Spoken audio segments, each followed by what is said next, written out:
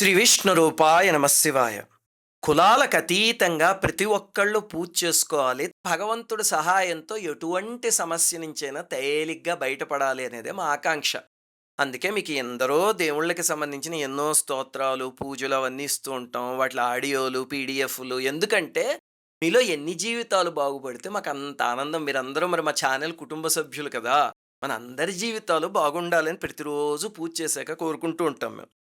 చూడండి, ఇక్కడ శ్రావ్య అనే ఒక సోదరి తన భర్తకి జరిగిన ఒక సంఘటన గురించి రాస్తున్నారు. చాలా సంతోషం కలిగింది చదివి. ఏమిటంటే వీళ్ళ భర్త జిల్లా స్థాయిలో ఒక గవర్నమెంట్ ఆఫీస్‌లో పనిచేసేవారట. అయితే ఆ పై ఉన్నతాధికారి ఒకళ్ళు విపరీతంగా ఇబ్బంది పెట్టేసేవారట ఆయన్ని. కొన్ని కొన్ని సార్లు ఈ పై అధికారులు ఏం చేస్తూ ఉంటారంటే ఒక మనిషిని టార్గెట్ చేస్తూ ఉంటారు. ఈ సాఫ్ట్‌వేర్ కంపెనీల్లోనూ ఉంటుంది. అలాగనే బయట జాబుల్లోనూ ఉంటుంది. టార్గెట్ చేసి ఆ మనిషిని ఎలాగైనా ఇబ్బంది పెట్టి బయటకు పంపించేయాలి అని చెప్పి ఏదో ఒకటి ప్రతిరోజు పోరు పెడుతూ ఉంటారు.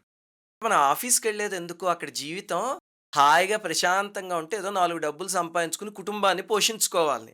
అక్కడ ప్రతిరోజు జీవితం నరకం అయిపోయిందనుకోండి, ఎవడైనా ఏం చేస్తాడు? వెంటనే ఆఫీస్ మారిపోయి ఇంకో చోటుకెళ్ళిపోవాలనుకుంటారు. అంతే కదా! అదే సరిగ్గా వాళ్ళ టార్గెట్. అందుకే ఇలాంటివి చేస్తూ ఉంటారు. దాంతో అధికారి ఏం చేసేవాడట? విపరీతమైన ప్రెషర్ ఇచ్చేవాడట. ఎంత పని చేసినా ఇంకా చెయ్యాలి, ఇంకా చెయ్యాలని జెప్పి సాటిస్ఫై అవ్వకుండా ఇంకా ఇంకా పనిచ్చేసి పీడించేసేవాడట.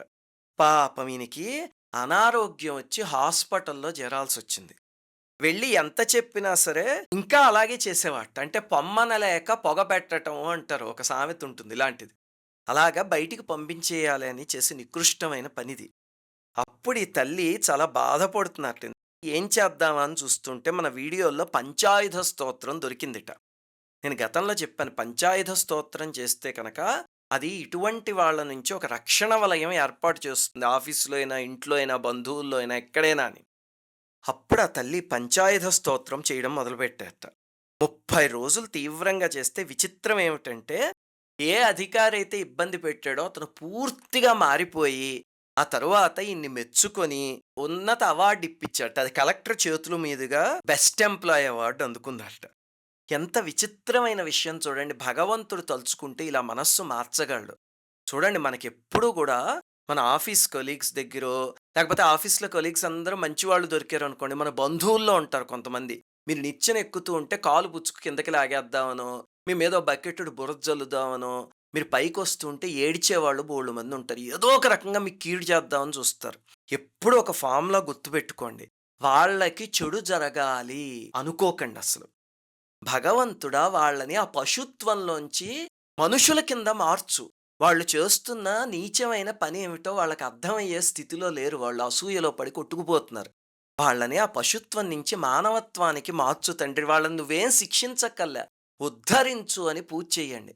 మీరలా చేస్తూ ఉంటే ఏదో ఒకనాడు ప్రతి పశువుని కూడా భగవంతుడు మనిషి కింద మారుస్తాడు. ఒకవేళ పశువు లొంగలేదనుకోండి, ఆంబోతైనా సరే కొమ్ములు వంచి ఎలా మార్చాలో మహిషాసుర మర్దినికి తెలుసు అమ్మవారికి. అంతేనా? అందుకని అమ్మవారు చేసే పని చేస్తారు. మనం చేయాల్సిందేమిటంటే ఎవ్వరి చెడు కోరుకోకండి. సాధనలో ఇదొక పెద్ద సీక్రెట్. భగవంతుడికి వదిలేయండి. వదిలేస్తే భగవంతుడు వాళ్ళని ఎలా మార్చాలో మారుస్తాడు. మారకపోతే తోకలు కత్తిరించైనా సరే వాళ్ళని దారిలో పెడతాడు. అది భగవత్ శక్తి. చూడండి, సోదరు రాసింది అందరూ నేర్చుకోవాల్సిన విషయం.